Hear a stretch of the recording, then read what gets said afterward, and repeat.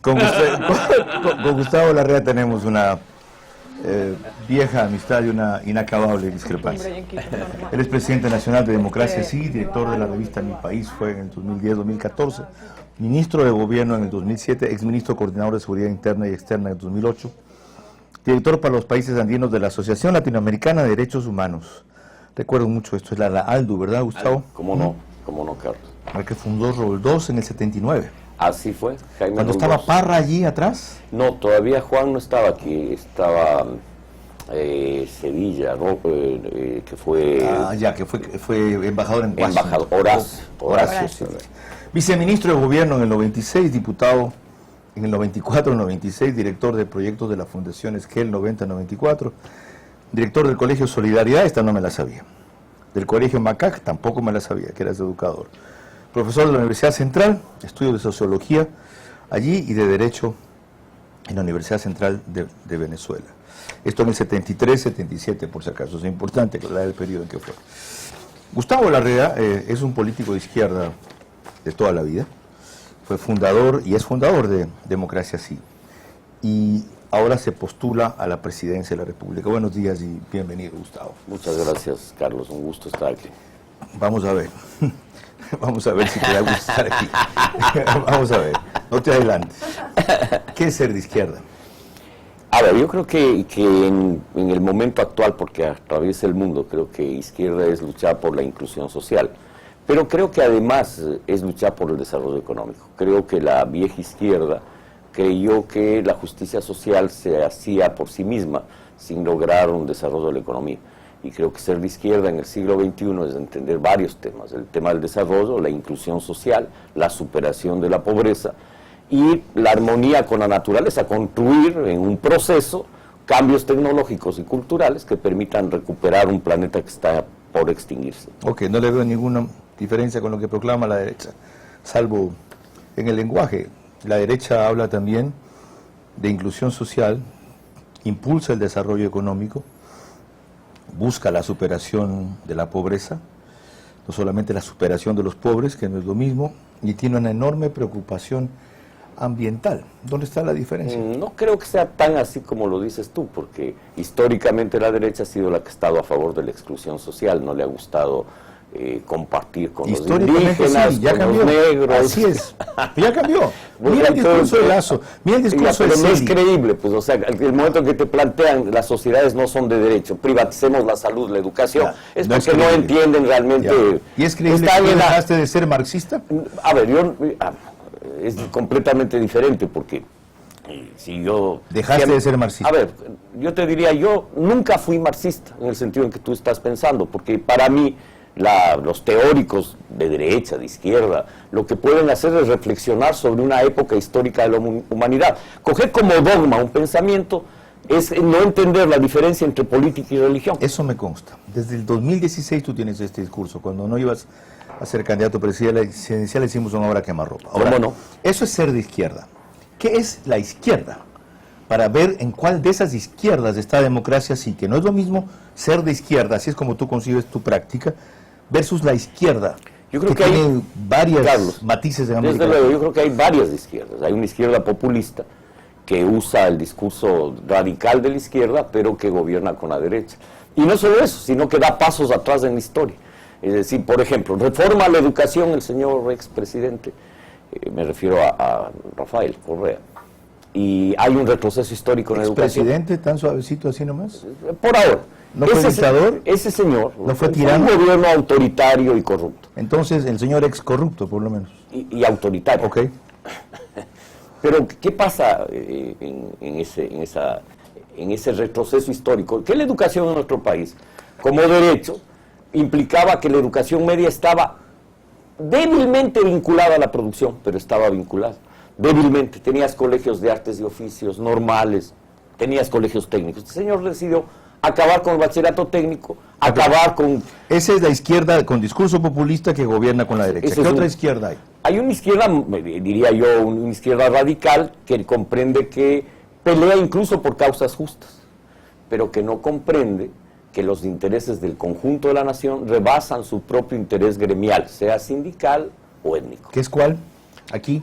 Pachacuti, Unidad Popular, el Partido Socialista que expresa intereses laborales. ¿Qué les pasó? Porque tú estuviste un tiempo muy afín a esos sectores y ahora te diferencias. No, yo siempre me diferencié porque creo que ellos no entendieron el tema étnico cuando había que entender que la sociedad ecuatoriana no solo era de obreros y capitalistas. Es más, ellos nunca entendieron que esta es una sociedad de productores y propietarios, que tenemos 850.000 unidades de producción agropecuaria, que tenemos más de 1 millón de unidades de servicios, transporte, producción urbana. Tuyo de memoria, porque estadísticamente fuiste el primero que empezó a hacer notar ese potencial. Y de paso, cuando te lo oí, no te lo creí. Yo me puse a verificar si lo que dice Gustavo Larrea es cierto. Es cierto. Ese es un discurso de cámara empresarial el que tú estás dando. No eso, porque bueno, fuera que los sectores, todos los sectores tuvieran idea de qué país vivimos. Imagínate que hay gente que cree que el seguro social debe ser solo para trabajadores. Y tienes tú 2 millones de familias ecuatorianas emprendedoras que deberían estar afiliadas al seguro Dime social. la otra categoría izquierda. Comenzaste con la populista, seguiste con la radical. ¿Cuál es la tuya? Yo diría una izquierda sensata, con sentido de urgencia, una izquierda humanista, una izquierda no dogmática, creativa, que cree que no es correcto en esta época de la humanidad, cree que desarrollo y justicia social son distintas, son parte de una... ¿Cómo la de Mujica, política. por ejemplo? A ver, con todo ¿Eres respeto, cercano a lo que tú estás diciendo que eres? respeto a Mujica, desde luego, pero y creo que tiene amplitud y eso es un paso importante, pero creo que cada país debe construir su propio camino histórico sin recetas y sin copias. Coincido. Mi pregunta fue, ¿cómo la de Mujica? No dije igual a la de Mujica. Ya, el cómo te permite decir... Era una sí, equivalencia, sí, cercanía. Es Okay. lo más cercano de lo que... Y Yo si- te diría, como Michelle Bachelet, te pondría otro... ¿cómo? Tú te sientes más afín con su línea que con la de Mujica. Me siento, digamos, más en la mitad de los dos. Y sí sabes cuál va a ser el resultado de toda esta campaña tuya, ¿no? A ver, el resultado lo definirá el pueblo el 7 de febrero. ¿Sí sabes cuál va a ser? Y no, yo creo que esa es una perspectiva o una perspectiva. No lo sabes, qué bueno, eso es importante. Es O sea, una- tú no crees que vas a ganar de entrada. A ver, yo no creo que está determinado quién gane. En enero teníamos ya presidente, un exalcalde. En marzo teníamos un vicepresidente, presidente. En junio teníamos a un ex candidato y bananero presidente, porque en el país se genera una serie de mitos basados en prospectivas. Si terminan las encuestas fallando históricamente en el país, porque creen que la encuesta determina el resultado determina la voluntad del pueblo. Hecho cierto, hubo una cantidad de ex que iban a ser y no son ahora. Pero en ese panorama, el discurso que acabas de describir, le disputa votos por un lado a un sector de la izquierda, aunque no entiendan las diferencias, a Yacu, a César Montúfar, a Arauz, y también a un sector de la derecha que dice, yo quiero un hombre humanista con sentido social de izquierda, pero democrático, moderado, que incorpore la eficiencia y el sentido de rentabilidad de la derecha, pero a la vez reconozca que no hay que vulnerar derechos. Tú vas a quitar votos a la izquierda y la derecha para llegar con un 5 o 6% y luego lograr asambleístas significativos, el número de votos que sobreviva a tu partido y tú encerraste en un claustro luego. Te voy a poner un ejemplo claro. Nuestro país está abocado a votar por un proyecto político excluyente que nos lleva a la confrontación social. Si alguien quiere privatizar la educación y la salud, va a haber confrontación social. Si alguien quiere eliminar los derechos laborales, va a haber confrontación social. Entonces no es un problema mío. Nadie quiere eso. Pero tienes... Por lo menos no lo dicen, bueno, Gustavo. pero lo No son tan sugieren. bobos, pues. Lo sugieren. ¿Quiénes lo sugieren? Precisemos. Lo sugieren determinadas candidaturas. No me hables aquí así, en terceras personas. No, lo dicen esas estás en candidaturas. una candidatura presidencial para Hay decir- candidatos presidenciales que sostienen ¿Quiénes que son los candidatos Lazo, presidenciales? Romero sostienen eso. ¿Lazo qué sostiene?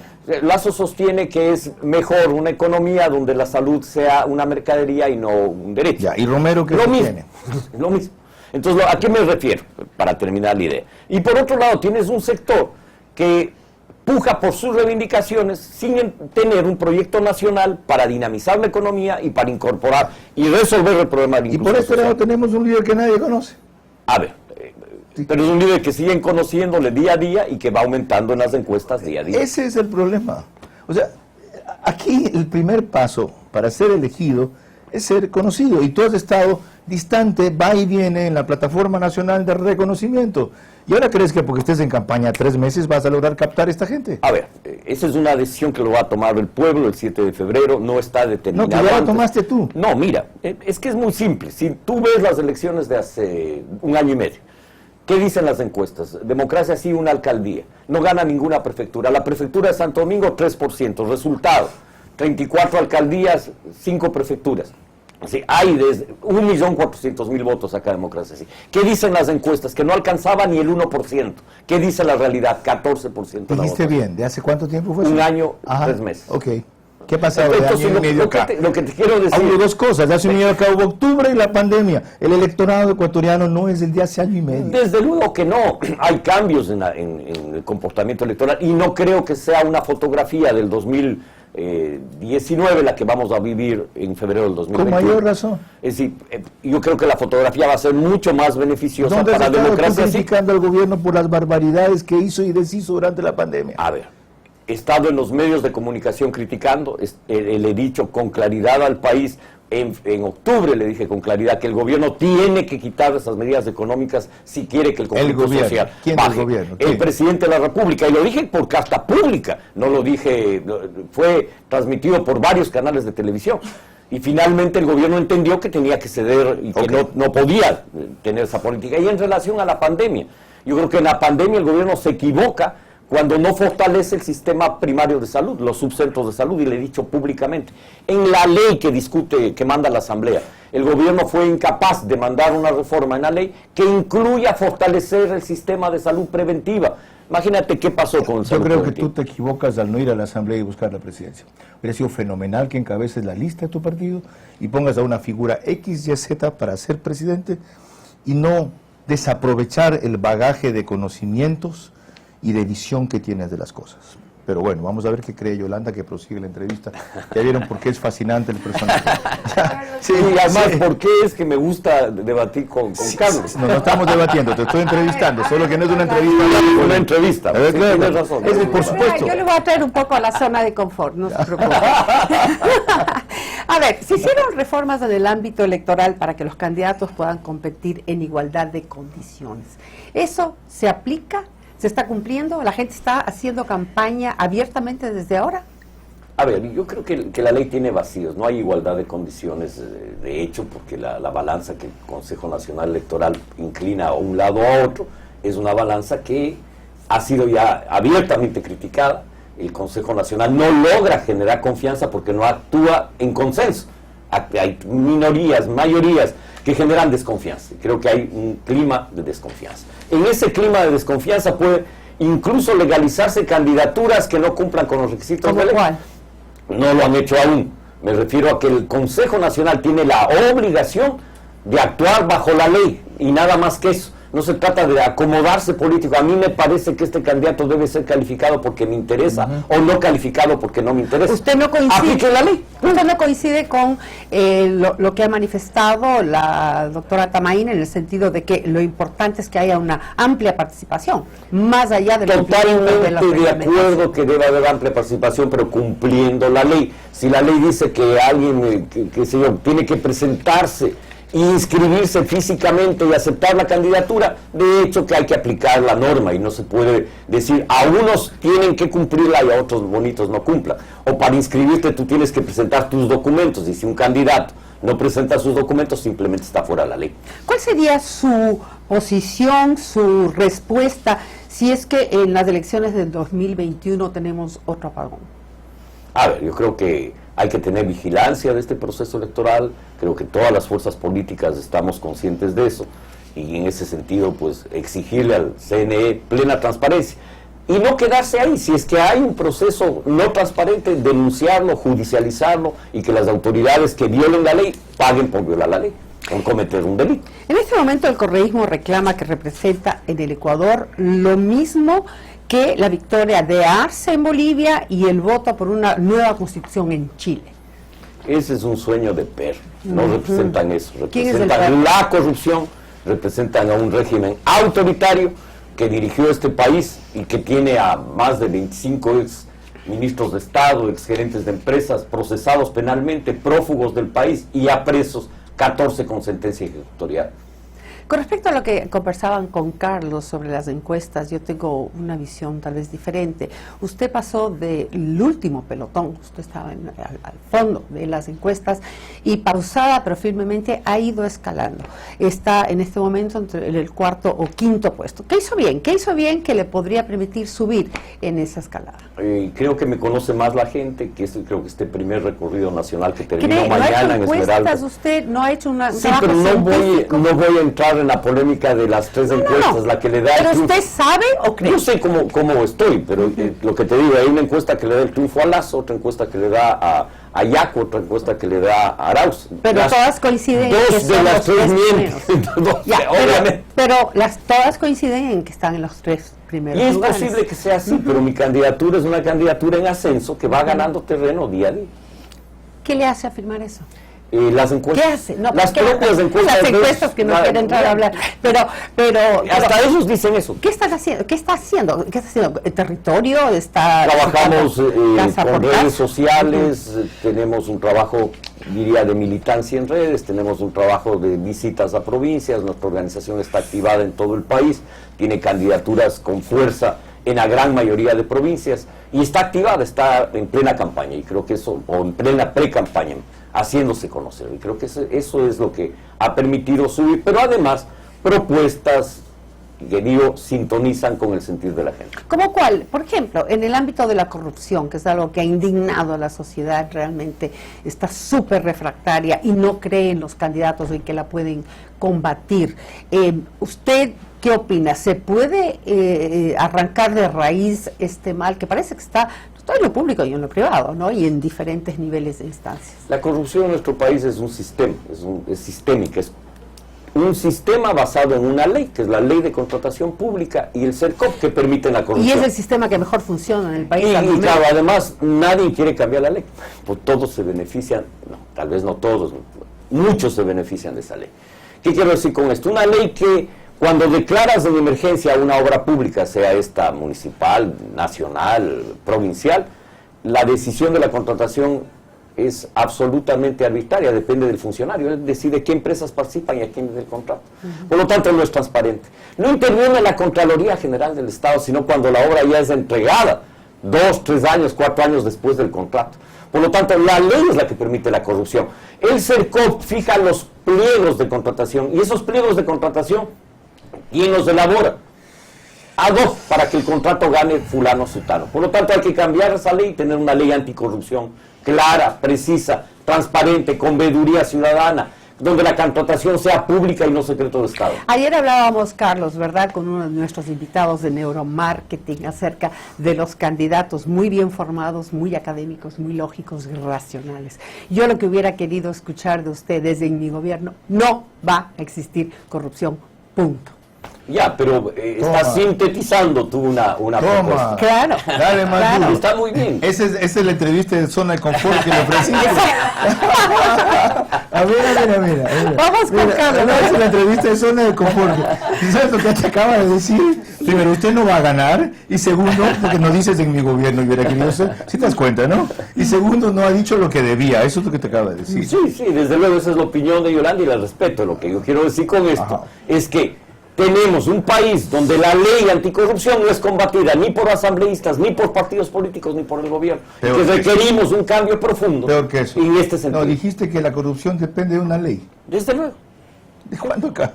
Que la ley es la que permite la corrupción. ¿Y pues cómo, si no tienes un candado ahí. A la vez hay una cantidad de gente que, estando vigente la ley, no cae en la Lo corrupción. que pasa es. No quiere contratar, no contrata ilícitamente. Yo no digo que no todos acepta contratan, ser pero la funcionario. ley lo permite. La ley hace que el funcionario público tenga la posibilidad de contratar y de corromperse. Bueno, y eso es lo que pasa se en hace el una país. ley mejor y se hace una trampa ideal. Punto. A ver, yo no creo es un que tema de valores, primero de ejemplo, segundo de impunidad, respeto tercero, tu criterio, y de pero- poner funcionarios honestos.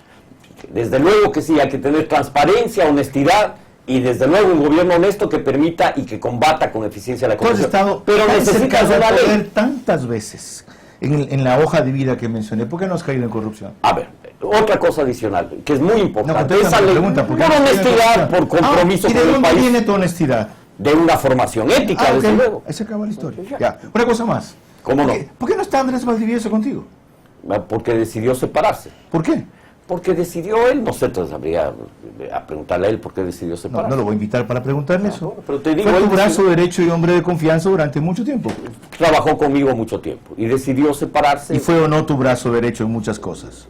Y digamos, si quieres ponerlo así, ponlo así. Me acompañó, Tu trabajamos operador juntos. político, él es un gran operador político. ¿Y fue tu hombre de confianza o no? Fue parte de un equipo de trabajo. ¿Y por qué la perdió? Porque decidió separarse, porque cree él que busca otro rumbo en su vida y está bien, así es la vida. ¿Sabes qué es lo importante de esta cuestión, no? Si alguien que fue parte tanto tiempo y tan entrañablemente de tu equipo no está, ¿qué te pasa a ti? ¿Por dónde andas? Sí, creo que cuando tú tienes un ideal y cuando persistes en un ideal y tienes una vocación de servicio, tienes que persistir en eso. Yo creo que esta lucha se agota con el último aliento de la vida. No se agota mañana porque me cansé. Y hay gente que se cansa y tiene todo el derecho de cansarse, pero yo no me voy a cansar, voy a seguir peleando por mi país y por mi pueblo. Esa es la respuesta que quería. Y al buen entendedor por señas, gracias por acompañarnos. Muchas gracias. Que no sea la última vez. Tendremos un veraz algún rato.